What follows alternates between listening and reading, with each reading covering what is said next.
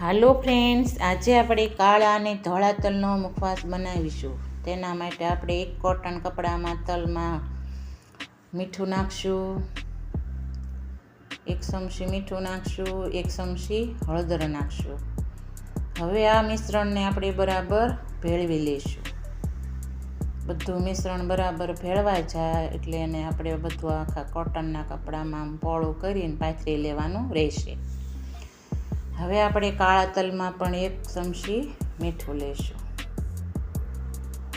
એને પણ આમાં હળદર નાખવાની નથી, એકલું મીઠું જ નાખવાનું છે. એને પણ આપણે બરાબર તલ સાથે મીઠું મિક્સ કરી અને કોટનના કપડામાં બરાબર ભેળવી આવી રીતે પાથરી લઈશું. સરસ. હવે આને 2 કલાક માટે આપણે રેસ્ટ આપીશું. હવે આ આપણે સુવાદાણા લીધા છે તેમાં મીઠું નાખશું, 1 ચમચી હળદર નાખશું, 2 ચમચી પાણી નાખશું. 2 ચમચી પાણી નાખી હવે આપણે બરાબર આ બધું મિશ્રણ મિક્સ કરીશું. હવે એને ઘડીક પડ્યું રહેવા દઈશું. હવે આપણે અજમા લઈશું અને થોડી હળદર નાખશું. હવે 1 ચમચી પાણી ઉમેરી બરાબર મિક્સ કરીશું. અજમા થોડા છે એટલે એમાં થોડું પાણી લેવાનું રહેશે, એને પણ રેસ્ટ કરશું. હવે આપણે વરિયાળી લઈશું. વરિયાળીમાં 1 ચમચી મીઠું નાખશું, 1 ચમચી હળદર નાખશું. એમાં 2 ચમચી પાણી ઉમેરી આવી રીતે મિક્સ કરી લઈશું. 2 ચમચી પાણી રેડીએ બધું વરિયાળી સાથે મીઠું ને હળદર મિક્સ કરશું. આવી રીતે બધી કોર મિક્સ કરીને મૂકી દઈશું. આ તલ મેં 2 પાણીમાં અગાઉ જ ધોઈ લીધા છે, તમે પણ 2 પાણીમાં ધોઈ લેજો અને મૂકી દેજો. હવે આપણે તવલાની અંદર તલ નાખી બરાબર શેકીશું.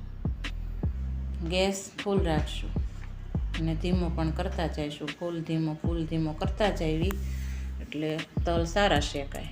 ફૂલ ગેસ હોય તો તલ બળવાની બીક લાગે, બાકી ધીમો હોય તો બરાબર તલ શેકાઈ જશે. હવે આપણે ધોળા તલ શેકી લીધા છે બધા, તે કાળા તલ શેકશું. કાળા તલમાં હળદર એટલા માટે નથી નાખવાની કે એનો રંગ જ કાળો છે, એટલે એમાં કાંઈ કલર કોઈ દેખાય નહીં, એટલે મેં એમાં હળદર નથી નાખી. એકલા મીઠું નાખીને જ કાળા તલ કર્યા છે. તો આવી રીતના કાળા તલ પણ બધા શેકી લઈશું. હવે આપણે કાળા તલ શેકાઈ ગયા છે એટલે લઈ લઈશું.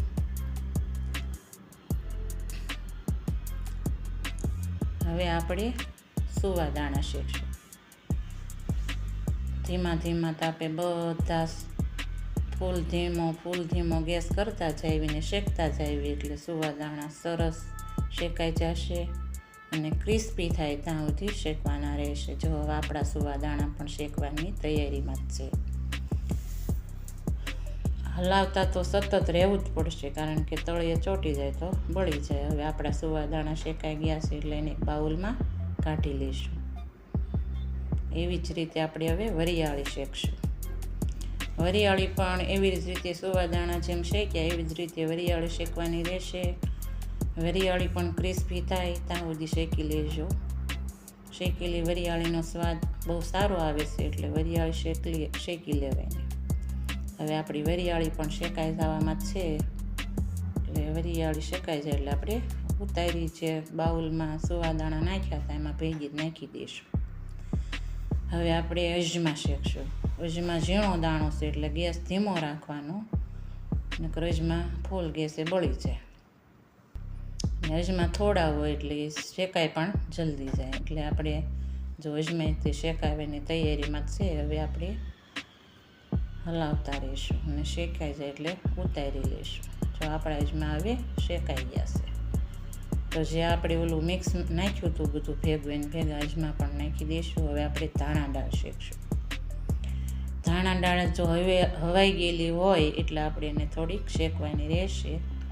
જો ક્રિસ્પી તે ધાણા દાળ હોય તો ન શેકો તો પણ ચાલે, એટલે મેં અહીંયા થોડી હવાઈ ગયેલી હોય કે તે એટલે મેં શેકી લીધી. હવે આપણે તલ અને કાળા તલ ને આ તલ બધા ધાણા દાળ મિક્સ કરી બધું ભેગું કરશું. હવે આપણે જે શેકેલા સુવાદાણા, અજમા ને વરિયાળી જે હતા એ પણ ઉમેરશું.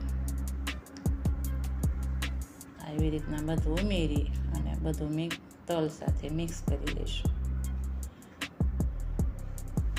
સરસ મિક્સ કરી લે. જો મારો આ વિડીયો તમને ગમ્યો હોય તો મારી ચેનલને સબસ્ક્રાઈબ કરજો, લાઈક કરજો ને શેર કરજો. જો હવે આપણો મુખવાસ બરાબર તૈયાર થઈ ગયો છે. હવે આપણે એને સાણાના મદદથી સાળી લઈશું બધો મુખવાસ, જેથી કરીને એમાં વધારાનું મીઠું હોય, બળેલી હળદર હોય તે બધું સાણીમાં સાળીવી એટલે બધું નીકળી જાય છે.